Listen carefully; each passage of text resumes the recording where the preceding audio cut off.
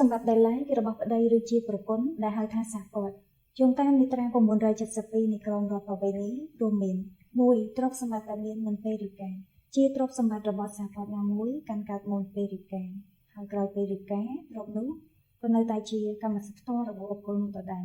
2. ទ្រព្យសម្បត្តិដែលទទួលបានក្នុងចំណងអាពាហ៍ពិពាហ៍ជាកេរមរតកឬជាអំណោយជាកេរមរតកទ្រព្យដែលបានទទួលពីឪពុកម្ដាយឬអ្នកផ្ដល់មរតកឲ្យសាពតតែម្នាក់ក្នុងពេលរៀបការគឺជាទ្រព្យដែលឡាយ